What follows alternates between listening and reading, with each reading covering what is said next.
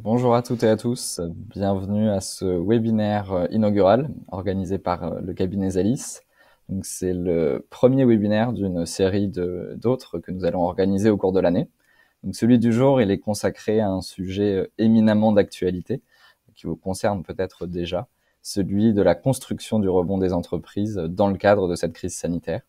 Juste avant de passer la parole à Daniel Cohen, président fondateur de Zalis, qui animera le webinaire, je vous invite à poser toutes vos questions dans le chat au cours de la présentation, puisque nous allons réserver un moment à l'échange à la fin de la présentation de Daniel. Daniel, c'est à vous. Merci Valentin. Écoutez, bonjour à toutes et à tous et bienvenue également de ma part.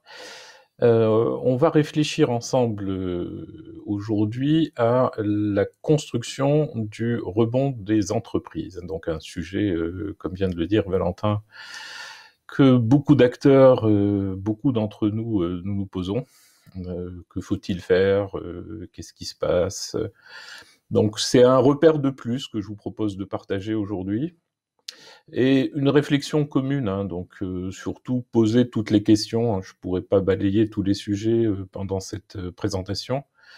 Et puis Valentin fera le tri, parce que je pense qu'on est assez nombreux aujourd'hui. Et regroupera les questions pour que je puisse y répondre à la fin. En tout cas, on est parti pour 35 minutes, et puis 35-40 minutes, et puis après, je laisserai une vingtaine de minutes, peut-être un peu plus si je peux, aux échanges avec vous. Alors, ce que je vous propose de partager, c'est d'abord les constats de cette crise, puis on parlera des dirigeants et de leur attitude, évidemment, sujet qui est sur le haut de la pile des inquiétudes aujourd'hui. L'emploi de la dette Covid et les solutions pour préparer le rebond. Voilà, à peu près ça les objectifs de cette présentation. Et une fois n'est pas coutume, je vais partager avec vous des constats positifs. On va laisser les constats négatifs de cette crise, mais tout de même tirer des enseignements positifs. Vous m'en voudrez pas d'être... enfin, en tout cas, de voir des facteurs d'optimisme dans tout ce qui s'est passé. Et le premier constat, enfin, en tout cas celui qui m'a marqué ces derniers temps, même si c'est une évidence, c'est que l'économie peut s'arrêter d'un seul coup dans le monde entier, puisque c'est ce qui s'est passé, et que la société, finalement, tient le coup. Tout de même, on n'a pas eu d'émeutes, on n'a pas eu de coup d'État. On n'a pas eu de grande famine, donc ne m'en veuillez pas, parce que je suis certain que certains d'entre vous, tout comme moi, vont dire attendez, enfin des famines, il y en a et ça n'a pas été résolu. Oui, bien sûr, mais on n'a pas eu d'un seul coup une vague nouvelle, voilà. Donc on n'a pas résolu les problèmes anciens, mais il n'y avait pas eu de vague nouvelle, ni de très grande pénurie. Et puis, malgré les tensions extrêmes que l'on a pu voir et les images qu'on aurait préféré ne pas voir, on n'a pas d'implosion des systèmes de soins, finalement un peu partout. Finalement un peu partout. Et puis, bon, pas d'effondrement économique, en tout cas à ce stade, et on peut peut-être penser qu'on va échapper à cet effondrement économique. En tout cas, c'est dans l'air du temps. Il y a beaucoup de questions qui se posent sur le fait, finalement, est-ce qu'on ne s'est pas inquiété pour rien? Bon, on va essayer d'échanger également là-dessus. Donc, on peut que dire, la société monde est résiliente, avec une petite limite, c'est l'étape psychologique de la population qui s'est fortement dégradée, et qui va sûrement induire des réponses dans le futur qui sont peut-être pas celles les plus évidentes que l'on attend aujourd'hui. Voilà, donc je voulais partir sur ce constat un peu optimiste, et n'hésitez pas à me challenger. Alors à ça vient se rajouter autre chose, quelque chose qui est simple à visualiser, c'est l'accélération de la digitalisation des entreprises. Bon, il y avait un retard, ça s'accélère. Là, j'ai juste voulu comparer la croissance entre 2019 et 2020 de la France et des États-Unis. Donc la France, on était à 16%, on est passé à plus de 23% sur la partie e-commerce. Aux États-Unis, on était à 16, on est passé à 23. En France, on est en dessous, on était à 10, on est passé à un peu plus de 13, donc il y a une croissance forte de ce e-commerce, mais qui s'accompagne surtout, c'est là le point le plus intéressant à noter, d'une digitalisation croissante de tous les secteurs et de toutes les activités. Alors ça va pas sans poser quelques questions pour la suite, cette digitalisation à marche forcée sur 2020 et qui se poursuivra sur 2021 et 2022, et on n'est pas tous égaux par rapport à ça. Les avancées également, tout simplement parce que toutes les entreprises, nous tous ici aujourd'hui, on est amenés à se poser ces questions. Comment résister, comment s'adapter, que produire. Donc on est tous amenés à réviser des business models qui nous semblaient de toute façon solides, des activités qui semblaient pérennes. Là on se pose des questions, et c'est sain de se poser ces questions. On a eu un an, et puis sûrement qu'on va avoir encore quelques mois, pour penser la modification de son business model. Quelles sont les nouvelles priorités, quelle vision, quel changement de paradigme. Donc tout ça, ce sont des choses qui sont sur la table aujourd'hui, et à propos de quoi je vais vous inviter de partager quelques réflexions pour la suite. Alors, des nouveaux enjeux qui sont posés par la crise. Au premier rang, je range la cybersécurité. J'en parle régulièrement depuis quelque temps déjà, et puis même avant cette crise. Mais la cybersécurité, c'est un enjeu monumental de ce 21e siècle, et je pense que beaucoup d'acteurs, et en tout cas je vous invite à échanger avec moi si vous n'en êtes pas convaincus, c'est le premier enjeu de cette sortie de crise, parce que tout simplement, les attaques cyber ont, entre guillemets, gagné 5 ans en l'espace d'un an de confinement, parce que pendant un an de confinement, on a eu des hackers qui ont pu aiguiser leur couteau, ou en tout cas aiguiser leur tablette et leur clavier. On a un renforcement du numérique qui s'est fait à marche forcée sans forcément se poser la question de la préservation des données et de la lutte contre la cybercriminalité, ou tout simplement des défaillances des systèmes. Quand on voit l'incendie d'OVH, pour ceux d'entre vous qui l'ont suivi, il y a quelques jours, semaines de ça, ça a été des millions de sites qui se sont retrouvés en panne, et pour certains d'entre eux, ils ont découvert que les copies de sauvegarde étaient au même endroit, sans le savoir, que leur site principal. Bon. Donc, comment on fait pour redémarrer? Des ransomware qui se développent à vitesse grand V. En tout cas, la cybersécurité, c'est l'enjeu pour moi majeur de cette sortie de crise. On va y revenir après.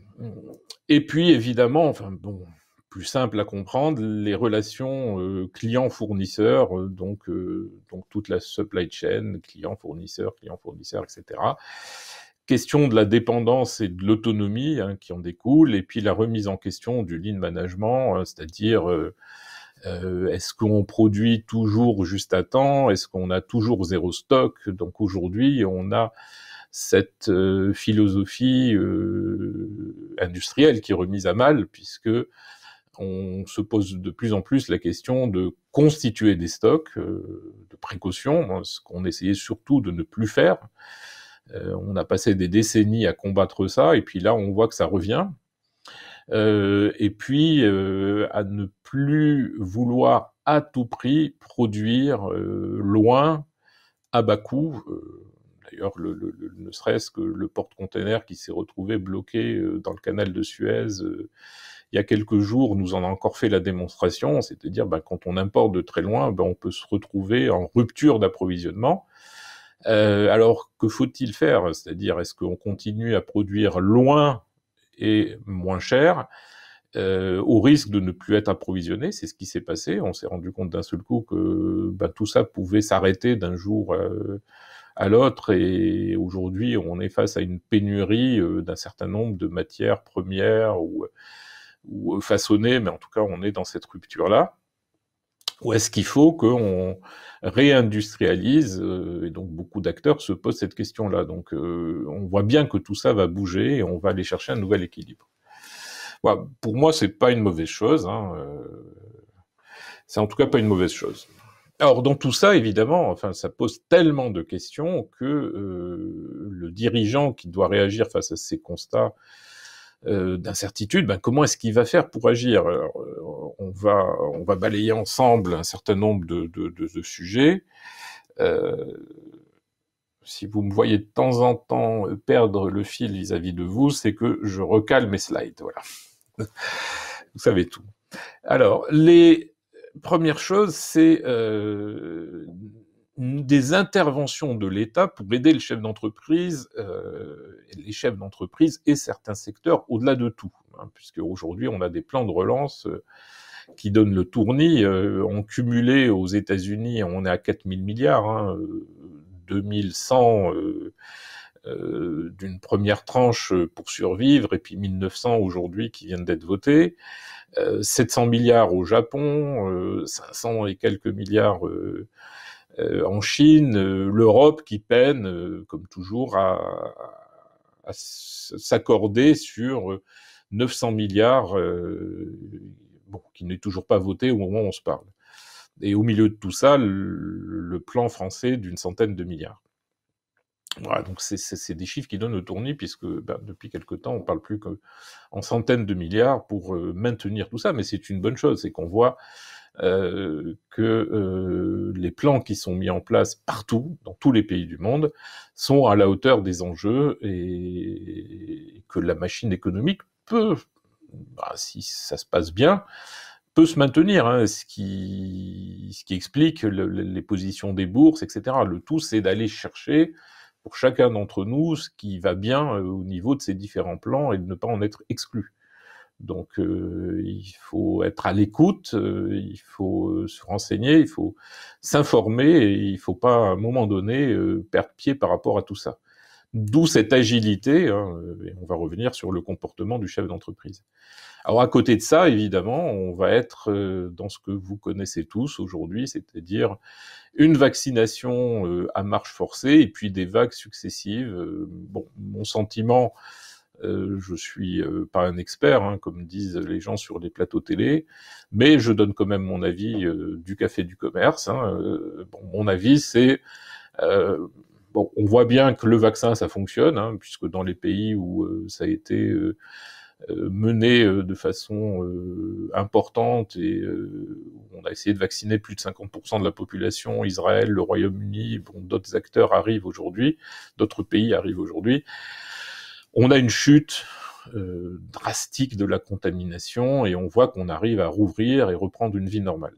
Et puis en même temps, on voit le variant brésilien qui est en train de se développer après le variant britannique et sud-africain qui étaient des variants contenus. Il semble que le variant brésilien ne réagisse pas correctement au vaccin, ce qui veut dire une autre campagne vaccinale à la rentrée.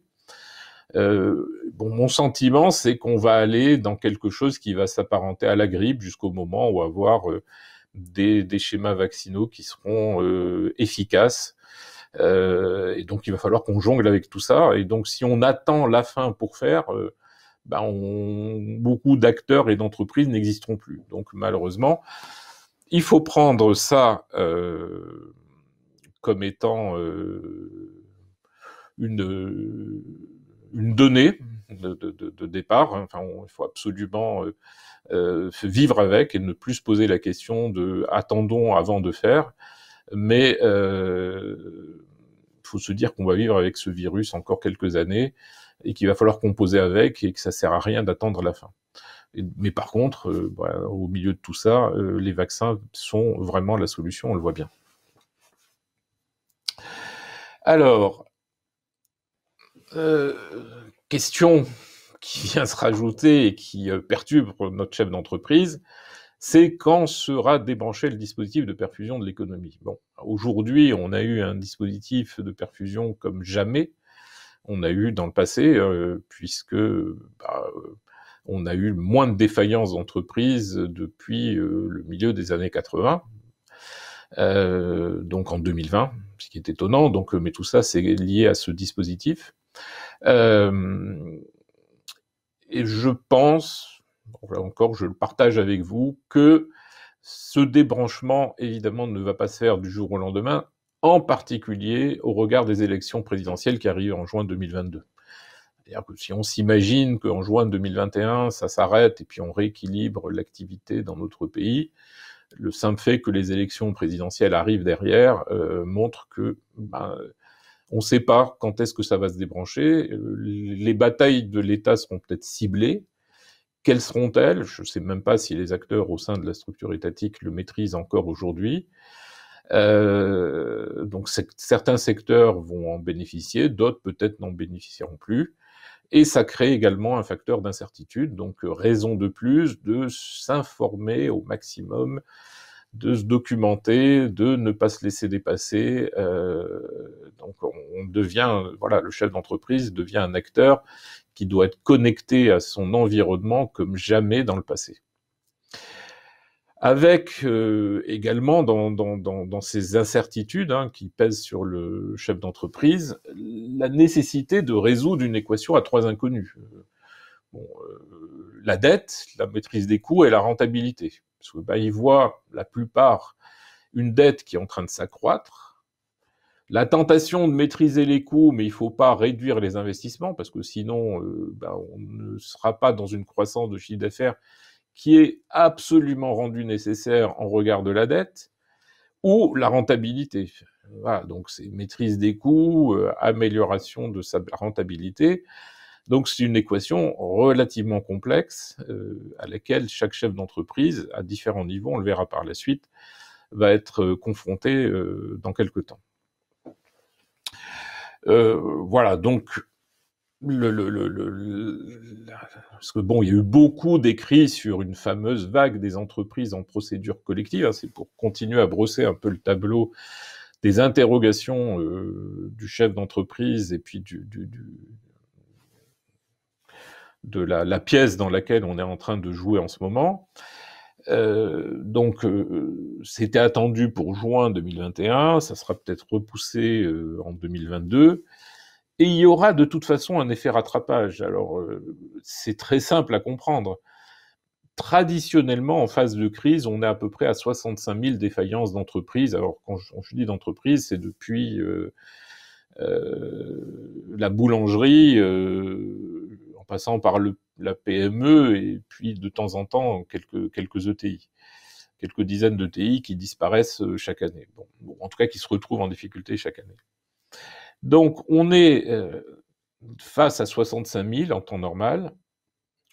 Au plus bas, on est à 45-50 000, mais l'an dernier, on a été à 30 et quelques mille d'après la Banque de France. Il y en a certains qui nous trouvent des chiffres un peu en dessous, mais bon, voilà, 30 000. Donc on voit bien qu'entre les défaillances normales en période un peu tendue, qui sont de 60-65 000 versus 30 000, il y a eu 35 000 entreprises qui auraient dû disparaître. Alors certains qualifient cela d'entreprises zombies, de ce que vous voulez, bon, effet d'aubaine pour d'autres. Bon, enfin, peu importe, on voit bien qu'on a 35 000 entreprises qui n'ont pas disparu. Et il y aura un effet rattrapage, et ça ne sera pas lié à la crise en tant que telle. C'est des boîtes qui étaient très fragilisées, qui ont pu bénéficier de ces dispositifs, et on ne va pas s'en plaindre. Ça, on l'a eu en 2020, on l'aura sûrement en 2021, et donc en 2022, on pourra avoir les 30 à 35 000, plus les 30 à 35 000 de 2021 qui n'auraient pas disparu, plus le flux naturel d'une année, et on va peut-être avoir entre 100 et 150 000 entreprises qui disparaîtront. Alors d'un seul coup, il y aura beaucoup d'articles qui vont se plaindre de cette vague-là, mais qui sera juste un effet rattrapage, malheureusement. Le tout, c'est de ne pas aller au-delà. Donc, mais tous les plans qui sont en place devraient permettre de ne pas aller au-delà. Donc aujourd'hui, en tout cas c'est la grande recommandation, surtout ne reportez pas vos décisions étudiez, adaptez-vous, utilisez toute cette période donc pour prendre des décisions pour votre futur, même en absence de boussole, parce que il faut se dire qu'aujourd'hui on risque de fonctionner avec des boussoles qui sont, c'est le cas de le dire, un peu déboussolées. Et donc c'est une adaptation à ce monde, trouver sa place, et on va y revenir. Ce qui pose quand même la question du métier de chef d'entreprise. C'est-à-dire aujourd'hui, le chef d'entreprise ou les managers ou les dirigeants, enfin en tout cas tous ceux qui décident, doivent apprendre à manœuvrer dans des conditions complexes et changeantes.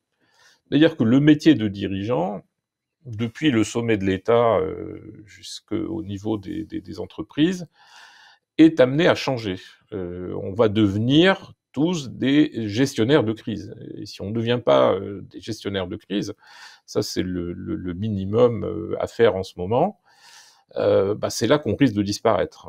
C'est-à-dire qu'on va apprendre à tenir un cap en évitant des écueils de plus en plus nombreux. Donc l'objectif est là, c'est on tient un cap avec des écueils de plus en plus nombreux.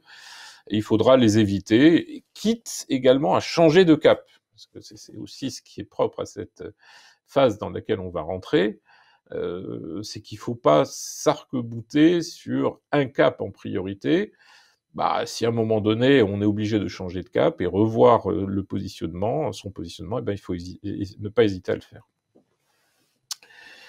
Voilà, donc ça, c'est ce qui conclut cette première phase que j'ai voulu partager avec vous, qui était des constats sur ce qui se passe, ma lecture un peu de tout ça, n'hésitez pas à poser vos questions, et les incertitudes pour le chef d'entreprise et les questions qu'il est amené à se poser aujourd'hui pour pouvoir évoluer. Alors maintenant, on va passer à un deuxième volet de cette intervention, qui est la dette qui est en train de s'accroître aujourd'hui. Qu'en est-il? Quelle utilisation? Et comment est-ce qu'on peut aussi l'utiliser pour préparer le rebond? Et donc, je vais balayer avec vous ce qui se passe aujourd'hui au niveau de cette dette, alors qui provient pour la plupart, la partie la plus importante vient des 130 milliards et quelques de dettes de prêts garantis par l'État. Dette Covid, dette... Alors, j'ai marqué 4 fois plus qu'en Allemagne, en sachant que les Allemands ont dépensé également pour soutenir les économies, mais avec un modèle un peu différent. Enfin, tous les pays ont soutenu. Donc, il y a ceux qui sont arrivés en prêt, comme le choix que l'on a fait en France. L'Allemagne a mis en place des dispositifs d'indemnisation des fermetures, donc en aidant les entreprises à payer leurs coûts fixes. C'est une sorte de subvention directe. Mais comme il y a eu un assouplissement des règles européennes pendant la période, l'Allemagne en a fortement bénéficié et a préféré utiliser ça, utilisant plus faiblement le dispositif des dettes et des prêts. Donc, cet investissement a permis, on le sait tous, on l'a vu avec les chutes des défaillances, donc de préserver l'emploi et de préserver l'appareil productif. Donc, il n'y avait pas le choix, il fallait faire ça pour préserver l'emploi et l'appareil productif, parce que l'emploi, si on avait eu des chômeurs en croissance extrêmement forte dans cette première phase, il y en a eu, mais pas à l'ampleur de la crise, on n'avait aucun projet à leur proposer dans cette phase de confinement successif. Donc on a préservé la capacité de rebond de l'économie. Ça, on peut que le constater, et ça a fortement aidé.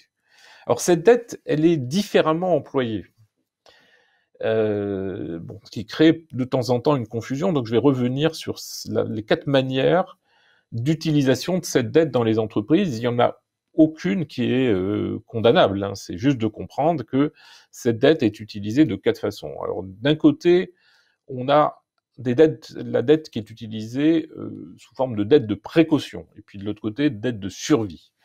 Alors dette de précaution, ceux qui ont contracté le prêt garanti par l'État l'ont utilisé comme une assurance, un matelas de cash, parce qu'ils ignoraient de quoi était fait demain. Donc, de temps en temps, il y a des critiques en disant, ouais, il y en a qui ont emprunté, mais finalement, ils l'ont laissé dormir sur leur compte en banque. Ouais, bah, pourquoi pas? C'est une assurance, hein. On leur a permis de contracter une assurance de cette façon-là. Bah, au moins, ils avaient le cash en caisse, et puis si jamais ils se retrouvent en difficulté, bah, eux, bah, ils l'utilisent pas, ils n'en ont pas l'utilité future, bah, ils vont le rembourser dans l'année ou l'année prochaine. Voilà, c'est une assurance, hein. Donc, c'est un matelas de cash qui sert d'assurance. Il y a ceux qui vont peut-être l'utiliser à partir d'aujourd'hui, en tout cas je les incite à le faire, pour investir et s'adapter, parce que finalement c'est une dette que l'on contracte et qui n'est pas très coûteuse aujourd'hui, qui est offerte à toutes les entreprises qui en ont fait la demande, et en tout cas si vous ne l'avez pas fait, vous avez besoin d'investir et de vous adapter. Le tout, c'est que bah, vous pensiez que vous pensez pouvoir la rembourser, avoir un retour sur cet investissement dans les délais d'amortissement de cette dette. Puisque aujourd'hui, bon, ben, c'est sur 5 ans, hein, à partir d'aujourd'hui, hein, c'est 6 ans au maximum, il y a déjà une année qui est passée, et donc il reste à peu près 5 ans pour investir et avoir un retour sur investissement et pouvoir rembourser cette dette efficacement. Donc, et puis il y a une phase de franchise d'1 an qui est, comme vous le savez, en tout cas certains d'entre vous le savent, elle est reconduite d'1 an encore possible aujourd'hui. Donc investir pour s'adapter. Donc utiliser ce cash comme cash d'investissement avec un plan de remboursement sur 5 ans. Et puis de l'autre côté, ben, vous avez des acteurs qui l'ont utilisé comme une dette de survie. Alors, ce qui était vraiment ciblé, c'est le 3, c'est-à-dire survie de l'entreprise en conservant un espoir de remboursement. Donc, on s'est endetté, on a financé des pertes, et puis bah, sur les 5 prochaines années, on va rembourser cette dette en espérant que l'activité normale de l'entreprise génère suffisamment de cash flow pour pouvoir rembourser cette dette. Et puis, il y a un dernier lot, ce sont ceux qui l'ont utilisé pour la survie, sans espoir de remboursement, estimé par la Banque de France à 6, 7%, 8%, enfin bon, différents chiffres circulent, en tout cas moins de 10%, des entreprises qui normalement en fait n'auraient pas dû pouvoir contracter ces prêts, hein, puisque les banques qui prêtaient normalement avaient pour mission de vérifier la capacité des entreprises à pouvoir rembourser. Bon, on ne peut pas leur en vouloir. Sous la pression de l'État, elles ont prêté à différents secteurs sans se poser de questions, il fallait le faire comme ça. Et donc, on aura un peu moins de 10% qui pourraient ne pas rembourser cette dette. Voilà, donc en fait, l'utilisation de cette dette dite Covid prend des formes différentes et toutes sont légitimes pour moi. Enfin, je n'adhère pas, en tout cas, à la condamnation de telle ou telle utilisation. Elles sont toutes légitimes aujourd'hui. Voilà quelques mots enfin, sur l'emploi de cette dette, avec évidemment, enfin en tout cas pour certaines sociétés, tout faire pour éviter un effet ciseau dramatique qui serait une chute du chiffre d'affaires avec cet accroissement de la dette, et donc se retrouver avec des ressources limitées pour pouvoir rembourser cette dette dans les années à venir. Et donc toute la question est de bien se projeter dans les années qui viennent avec différents scénarios pour voir si on sera en capacité ou pas de rembourser, ou en tout cas repousser la décision à plus tard. En tout cas, la pire des décisions, c'est d'arrêter d'investir ou d'imaginer de la croissance et de tout faire pour aller chercher ces positions-là, parce que avec l'accroissement de la dette, on ne pourra pas la rembourser. Et conséquence de ça, on va y revenir par la suite, c'est la perte du contrôle. Donc, en tout cas, enfin, ce qui doit, pour revenir à mon chef d'entreprise, ce qui doit le tenailler par-dessus tout, c'est comment je mets en place les germes, les graines de ce rebond, et comment est-ce que je trouve du cash pour investir, en sachant que, enfin, si vous vous souvenez ce que je viens de vous dire à l'instant, pour certains d'entre vous et pour certaines entreprises, ce cash peut venir du prêt garanti par l'État, puisque aujourd'hui rien n'interdit de le récupérer pour financer votre rebond et votre investissement dans les 4-5 ans qui viennent. Donc j'insiste beaucoup, pas réduire les coûts coûte que coûte, en cessant l'investissement, ça c'est le pire. Ça, c'est le pire, parce que là, vous allez vous retrouver dans le fameux effet ciseau que je présentais précédemment, avec un chiffre d'affaires qui, lui, va continuer à chuter, puisque vous n'aurez pas fait les investissements qui s'imposent. Alors, il faut agir pour repositionner votre business model, et c'est la partie que je vais essayer d'aborder avec vous juste après ça. Alors, les solutions pour préparer le rebond. Donc, tout ceci étant maintenant bien précisé, comment agit mon chef d'entreprise, dans quel schéma on est au niveau international, à quoi a pu servir le prêt. Maintenant, on va parler de solutions pour préparer le rebond. Et une première question, c'est le juste positionnement des fonds propres. En fait, c'est qui va détenir le capital des sociétés demain? Parce que vous l'avez bien vu, c'est-à-dire qu'aujourd'hui, on s'endette, mais face à cette dette, il va falloir reconstituer des fonds propres. Donc on n'arrête pas d'en parler. Donc comment est-ce que je fais pour reconstituer ces fonds propres? Parce que si je les reconstitue pas, à un moment donné ou à un autre, je risque de perdre le contrôle, mes clients risquent de perdre le contrôle, et donc on va avoir des acteurs qui vont venir s'inviter autour de tables qui ne sont peut-être pas les bienvenus. On va en parler tout de suite. Et donc ce renforcement impératif des fonds propres est quelque chose qui est à prendre en considération tout de suite, pour pas se laisser dépasser dans le futur, puisque bon, l'utilisation du PGE à moyen terme, un court moyen terme, c'est un patch, mais ça renforce pas les fonds propres sur le long terme. Alors, parlons de ce renforcement des fonds propres. Donc, aujourd'hui, il faut donc fixer le juste positionnement de ces fonds propres. Alors, on a deux sources qui semblent se présenter. D'un côté, l'État, on va y revenir. Qu'est-ce que l'État vient faire dans le renforcement des fonds propres? Puis de l'autre côté, des actionnaires nouveaux qu'il faut aller chercher. Et donc, il est indispensable d'anticiper ces enjeux. Enfin, il ne faut pas se laisser déborder ou prendre par le temps et ne pas y réfléchir dès aujourd'hui. Alors, la première chose, c'est l'État. Donc, l'État, aujourd'hui, est un investisseur qui est en train de se positionner avec 20 milliards de prêts participatifs. Bon, donc ça, c'est mis en place, là, ces jours-ci. Alors, est-ce que c'est du fonds propre ou pas, ou des quasi-fonds propres, ou simili quasi-fonds propres? Ce que je vais partager avec vous, c'est ma position par rapport à ça. Bon, j'ai toujours pensé qu'en dessous de 8 ans, et puis c'est une règle admise, on n'est pas sur des fonds propres. On est sur de l'emprunt qu'il faut rembourser. Et donc, c'est une dette au bilan des entreprises. Quand on est au-delà de 10 ans, on peut dire qu'on est sur des fonds propres. Parce que, bon, enfin, à part des projets d'infrastructure, on amortit et on a des retours en dessous de 10 ans. Quand on est à 8-9, donc c'est une position un peu bâtarde, est-ce que c'est des fonds propres? Est-ce que c'est pas des fonds propres? Mais en tout cas, c'est ce que la France a pu arracher dans une négociation avec Bruxelles, c'est d'amortir ses prêts participatifs sur 8 ans. Donc on est sur du quasi-fonds propres et il est demandé à tout le monde de les voir comme des fonds propres. Je suis pas persuadé que tout le monde le verra comme des fonds propres. Est-ce que les banques qui feront le scoring des entreprises joueront le jeu? Est-ce que les assureurs crédits demain joueront le jeu et accepteront de les voir comme des fonds propres? Parce qu'en fait, ces prêts participatifs, c'est quoi? C'est 4 ans où vous remboursez rien, et puis 4 ans où vous remboursez le prêt participatif et on va au bout des 8 ans.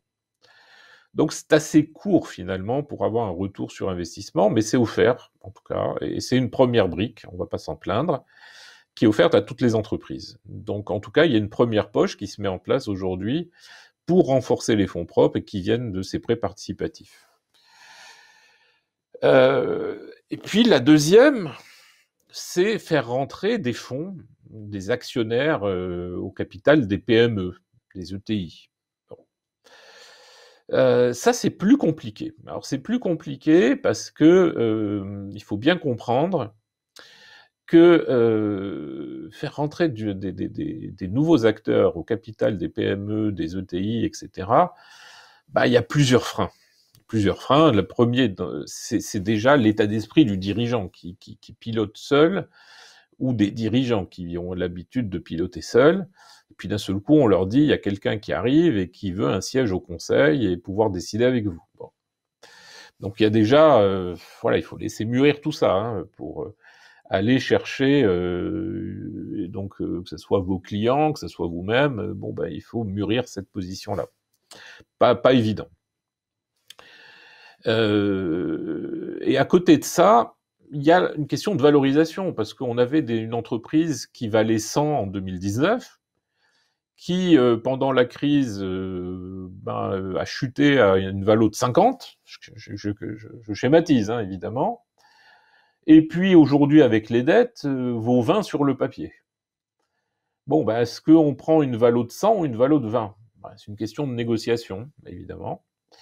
Mais on voit bien que c'est pas évident, parce que celui qui arrive aujourd'hui, il dit attendez, sur le papier ça vaut 20, et puis vous dites oui d'accord, mais attendez, moi en 2019 ma boîte elle valait 100, et donc si je commence à me faire diluer sur une valo de 20 ou une valo de 100, c'est pas pareil. Donc vous voyez un peu les discussions qui arrivent derrière. Donc ça c'est à prendre en considération quand on ouvre le capital et qu'on veut renforcer les fonds propres. Et puis, il faut pas oublier un dernier frein, qui est l'illiquidité d'une participation minoritaire, parce que j'ouvre le capital et je veux pas me laisser diluer totalement, passer en dessous de 50%. Donc, supposons, je vais ouvrir 20%. Mais 20%, c'est illiquide dans une petite PME, parce que vous le vendez à quelqu'un, ça lui donne quasiment aucun droit, il a même pas une minorité de blocage de 34%. Et dans quelques temps, il va vouloir sortir. Et donc, si vous n'êtes pas d'accord avec lui, il va se retrouver coincé. J'en connais.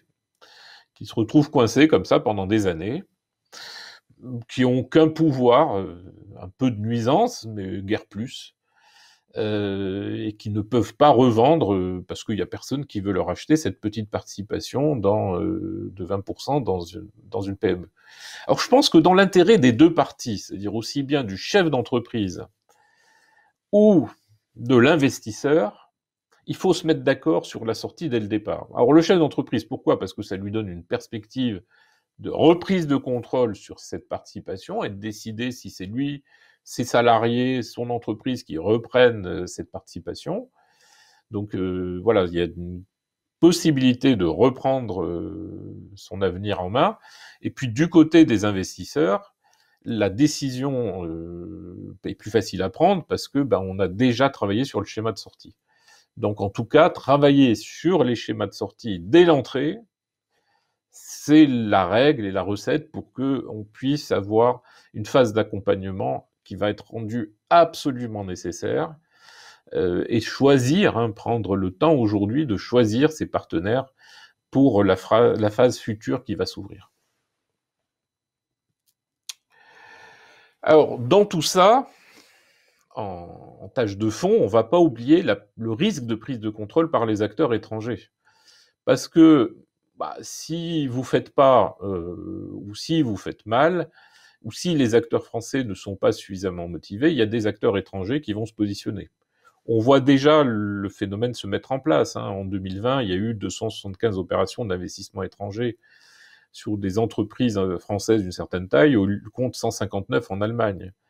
Il y a eu, entre 2008 et 2020, 110 milliards investis par les Américains, 18 par les Chinois, mais la pression des Chinois aujourd'hui, avec une pression hégémonique absolument extraordinaire, est en train de se renforcer et on va le retrouver de plus en plus sur beaucoup d'opérations. Alors je vous propose là de balayer quelques opérations et puis de se poser quelques questions sur les opérations d'ouverture de capital que l'on a pu avoir. Donc toujours dans cet esprit, mais bon, balayons l'actualité ensemble, les derniers éléments d'actualité, et puis ça permet de se poser quelques questions. Alors, bon, ça, franchement, je m'en désole, parce que je vous ai parlé des sujets de cybersécurité tout à l'heure, et l'importance des sujets de cybersécurité. On voit que Alcide a été racheté en février, donc le mois dernier, mois d'avant, pardon, 98 millions par un Américain, Tenable. Bon. C'est dommage qu'on n'ait pas gardé en France. Voilà, ça reste en France, mais en tout cas, c'est un acteur qui est repris par un acteur américain. On peut s'en désoler, mais c'est comme ça. On a Manoir Industrie, hein, où des Chinois qui étaient au capital n'ont pas remis l'argent pour investir et qui se retrouvent en difficulté, en redressement, avec tout un traitement, des cessions à la découpe et des choses comme ça. Donc c'est un peu les conséquences négatives lorsqu'une entreprise est détenue par un fonds étranger, parfois. Bon, mais il y en a un peu beaucoup en ce moment, donc il faut faire attention. C'est pour ça que c'est pas... faut être très vigilant sur l'accueil d'un acteur étranger à son capital, pour le meilleur ou pour le pire, mais il y a plus de pire qu'avec les acteurs français. Il faut pas oublier les vétos réguliers de Bercy, et puis je vous en parlais d'un d'entre eux juste après, hein, dans le secteur de la défense, des transports, des télécoms, des biotechnologies, puisque l'État peut exercer son droit de veto. Donc ça, il faut pas l'ignorer à un moment donné. Et d'ailleurs, on l'a vécu dernièrement avec le cas de Carrefour, qui a reçu une offre du Canadien Couche-Tard. Et là, on a invoqué l'indépendance alimentaire française. Je vous avouerai que je suis un peu surpris parce que en décembre, on a accepté qu'un spécialiste de l'optique pour la défense soit racheté par l'américain Teledyne, et en janvier, on refuse que Carrefour soit racheté par Couche-Tard, alors même que ça permettait d'avoir une base pour la distribution des produits français beaucoup plus large. On aurait pu aussi le voir comme ça, avec un accord bien construit. Donc on a des interventions qui parfois peuvent sembler illisibles. Enfin, il y a peut-être une raison, mais moi je les trouve illisibles, c'est-à-dire que je n'arrive pas à comprendre pourquoi est-ce qu'on empêche Couche-Tard canadien de racheter Carrefour alors que ça nous permet des débouchés pour nos produits agroalimentaires, et qu'en même temps on accepte qu'un industriel de la défense se fasse racheter par un Américain. Bon, ça pose question, en tout cas sur la lisibilité. Alors, je vais terminer sur cette ouverture avec une suggestion, c'est d'ouvrir, alors je ne sais pas si ça ira très loin cette idée, c'est d'ouvrir le capital des entreprises aux salariés avec un abondement de l'État. C'est-à-dire que plutôt que d'inviter des fonds ou des acteurs étrangers, comme ce que je viens de dire, ce sont les salariés avec un abondement de l'État. C'est-à-dire pour inciter, c'est Guillaume Anzo qui est professeur associé à l'École normale supérieure, qui propose en ce moment d'investir, pour 1 euro investi par un salarié, l'État abonderait à hauteur de 5 euros avec un retour pour l'État à la sortie, au moment où il y aura une sortie, même si c'est dans 10 ans. Et donc ça permet de renforcer la présence des salariés au capital des entreprises. Schéma assez vertueux, hein, c'est pour ça que j'en parle ici. Je ne sais pas si ça pourra aboutir, puisque aujourd'hui les informations prises côté Bercy tendent à montrer qu'ils ne sont pas insensibles, mais que ça peut se heurter à un veto de Bruxelles, puisque ça serait une subvention déguisée. Bon, on s'interroge. Voilà, donc si vous voulez, en tout cas, première grande étape que je vais essayer de partager avec vous, sur ce renforcement des fonds propres qui est absolument indispensable, c'est aujourd'hui réfléchir à qui on accueille, que ce soit l'État au travers des prêts participatifs, c'est le premier outil, et être vigilant sur les outils qui arrivent, être à l'écoute des sujets comme l'actionnariat salarial. Ça peut être les fonds, lesquels, et ça peut être les fonds étrangers aussi, lesquels, comment, et avec toutes les questions que j'ai voulu partager avec vous à l'instant. Alors, dans tout ça, il est déjà 45, donc je vais vous proposer d'accélérer et puis de laisser peut-être un peu plus de temps à l'échange dans le repositionnement de votre business model. Donc, repositionnement de votre business model, quelles sont les questions à se poser? Bon, je ne vais pas revenir sur beaucoup de questions que j'ai posées précédemment, mais en tout cas, il va y avoir en ce moment la question de l'envie. L'envie, parce qu'au sortir de cette crise, on n'a pas envie de faire quelque chose dont on n'a pas envie. Désolé de le dire comme ça. Quel est le sens de l'entreprise dans laquelle on travaille et quelle est la vraie création de valeur? Il faut partir à la reconquête des clients avec ces nouvelles motivations en soi, se tenir prêt pour un regain d'activité, parce qu'il y aura, par moment, en tout cas on voit bien que l'activité reprend dès qu'on sort de cette phase de confinement, et travailler à solidifier la résistance de la chaîne d'approvisionnement. Je l'ai abordé assez longuement au début, donc je ne vais pas revenir là-dessus. Donc, le levier financement, la structure de la dette, le sens à donner à son entreprise, la reconstruction de son business model. Bon, tout ça, ce sont des actions qu'il faut que l'on mène rapidement pour pouvoir avancer. Achever la transformation digitale avec, je vous l'ai dit au début, j'y reviens rapidement, le risque des cyberattaques qui devient un vrai sujet. Et pour ça, je vais juste prendre un exemple qui peut-être a échappé à certains d'entre vous, même si c'est anecdotique. C'est une société qui s'appelle Lise Charmel, qui, avant la crise, a subi une attaque de type ransomware en novembre 2019 et qui s'est retrouvée en redressement judiciaire en mars 2020, suite à cette attaque-là. Donc on voit bien que des entreprises, j'ai pris cet exemple, peuvent disparaître suite à une cyberattaque. Et demain, je le dis de façon extrêmement forte, des banques peuvent vaciller, des grandes banques peuvent vaciller suite à une cyberattaque. Et ça, les acteurs le perçoivent, mais l'envisagent comme un signe noir, un peu comme cette crise et ce virus auquel on a été confronté. Mais là, c'est plus du tout un signe noir. C'est-à-dire que une banque qui tombe demain suite à une cyberattaque, j'ai souvent l'habitude de le dire à mes étudiants, ce n'est pas est-ce que ça va arriver, c'est quand est-ce que ça va arriver. C'est une quasi-certitude. Là, on n'est plus dans le sujet du signe noir. C'est qu'on sait qu'une banque va s'effondrer suite à une cyberattaque, et la question n'est pas est-ce que ça va arriver, mais quand est-ce que ça va arriver. Donc on ne pourra pas dire que c'était un signe noir et qu'on ne pouvait pas se préparer. Et enfin, et par-dessus tout, on l'a bien vu dans tout ce qu'on vient de dire, il faut accompagner l'humain sur cette phase-là et lui permettre de surmonter ses collaborateurs, les clients, enfin en tout cas, on n'y échappera pas. Tout le monde va sortir fragilisé de cette crise, même si on n'a pas travaillé, on pourra peut-être pas plus travailler demain. Il faudra qu'on travaille mieux et différemment. Et donc, le collectif humain va prendre le pas, pour moi, il va être devant toutes les autres considérations pour pouvoir fonctionner efficacement.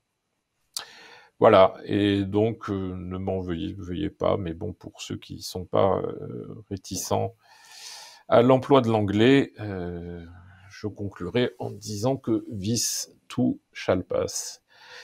Donc, tout ceci finira bien par passer un jour, dans les deux sens du terme. Voilà, merci, et puis je laisse un peu de temps aux questions. Merci Daniel pour cette présentation. Donc, en effet, je vous propose qu'on passe à une quinzaine de minutes d'échange. Bon, j'ai commencé à recevoir des questions, n'hésitez pas si vous en avez d'autres. Je vais essayer de balayer un peu l'ensemble des thèmes que Daniel a pu aborder. Une première question pour vous, Daniel, est-ce que vous pourriez revenir un peu donc sur la partie constat, sur ce que vous entendiez par la dégradation de l'état psychologique de la population et puis ses conséquences pour le rebond?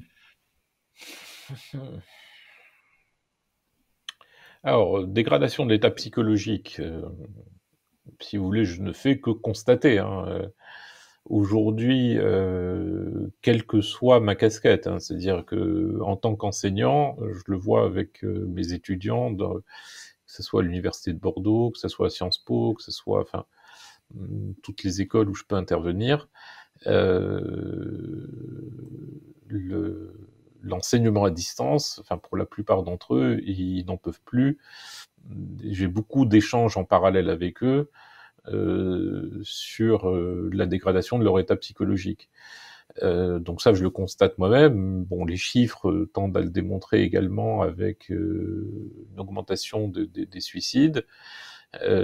Voilà, une augmentation des violences conjugales par ailleurs.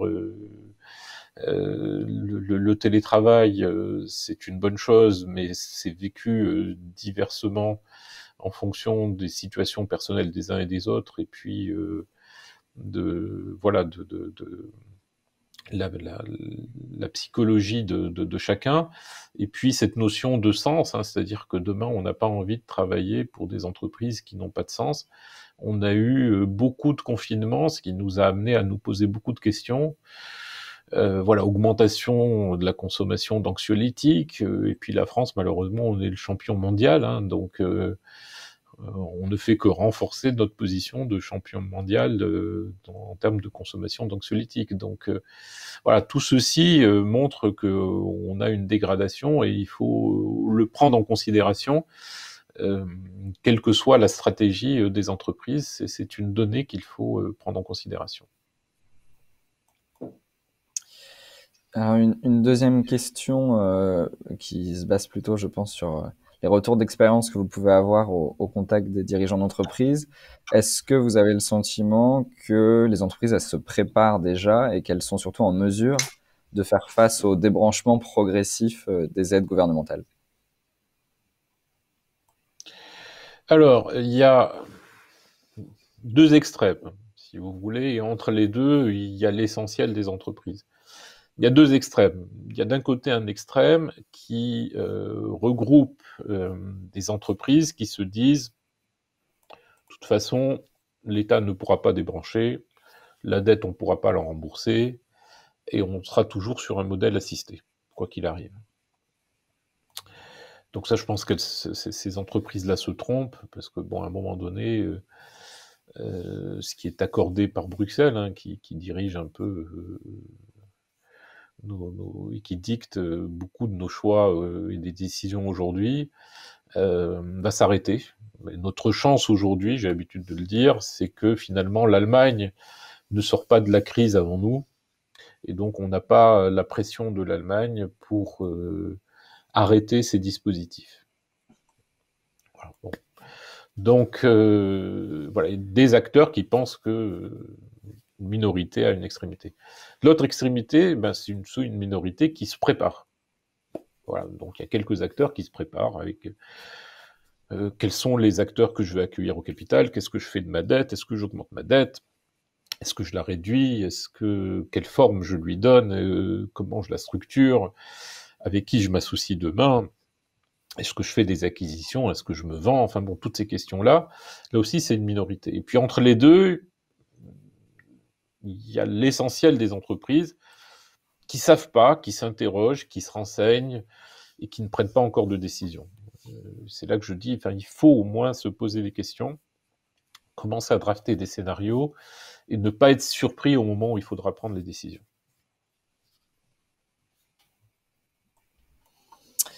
Très bien. Là, il y a une question qui est un peu liée à mi-chemin entre le constat et puis les solutions pour le rebond.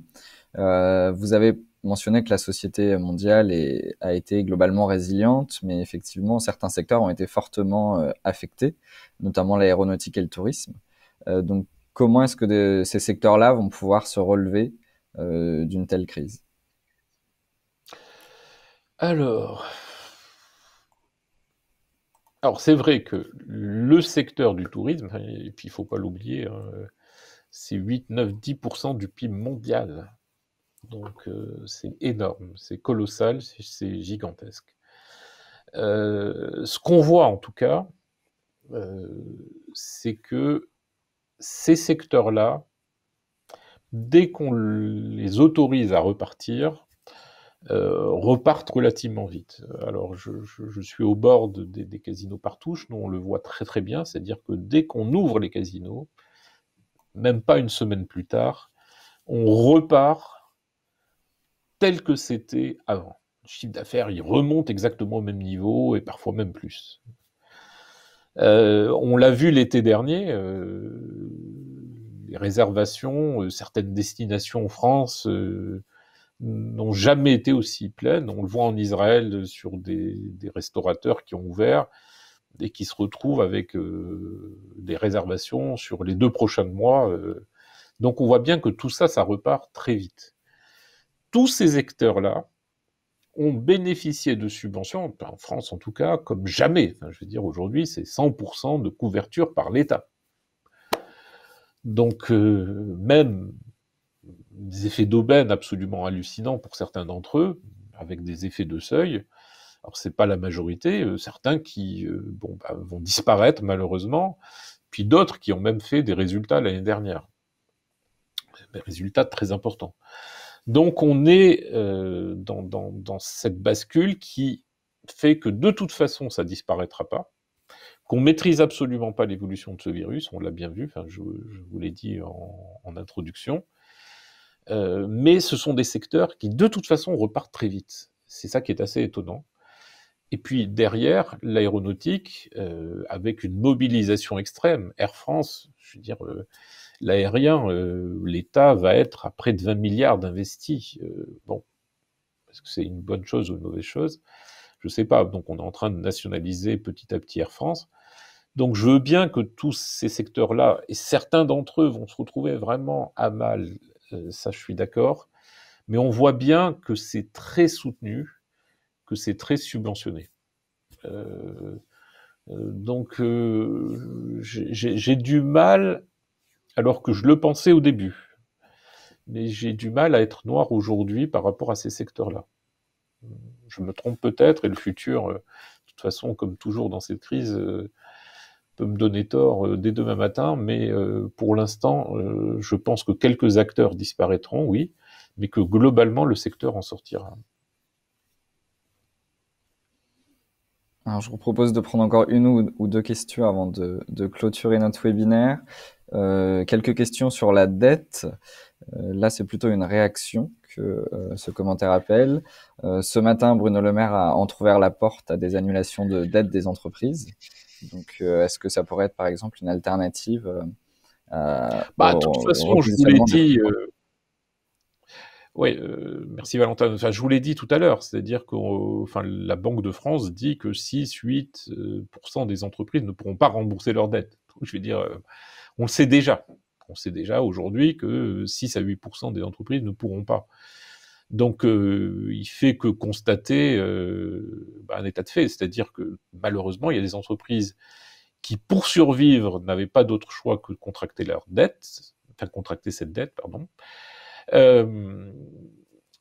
N'ont pas les cash flows suffisants, c'est-à-dire que les résultats historiques de ces entreprises ne leur permettent pas de rembourser la dette. S'ils remboursent la dette, ils survivent pas, même sur 6 ans, 7 ans, 8 ans, 9 ans, 10 ans, ils n'y arrivent pas.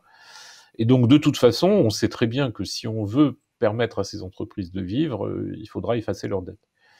Toute la question, c'est quelles sont les règles qui seront mises en place de façon à ce que, comme toujours, ça constitue pas un effet d'aubaine pour certaines et une distorsion de concurrence pour les autres.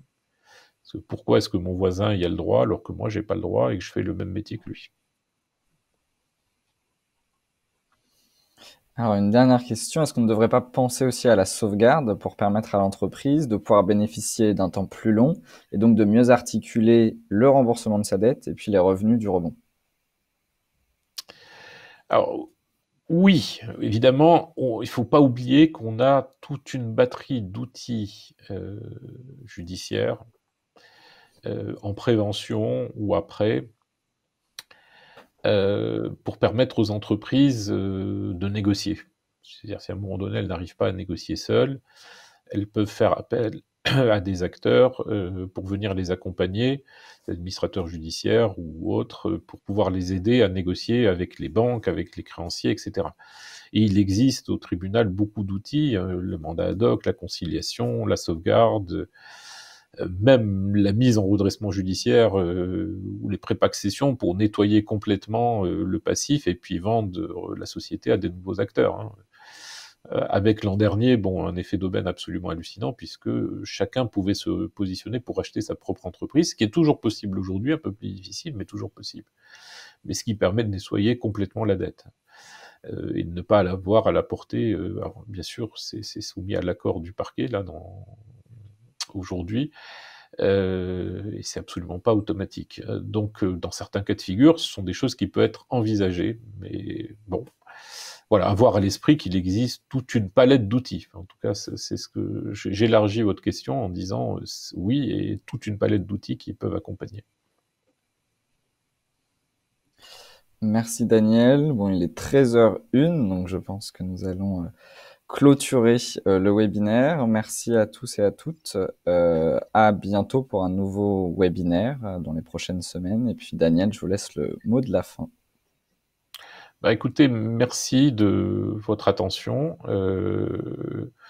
N'hésitez pas à suggérer des évolutions à ce webinaire, à nous envoyer quelques messages. Et proposer des thèmes qui vous intéressent pour que on puisse le développer sur les prochains webinaires. Merci à tous et à bientôt. Prenez soin de vous. Au revoir.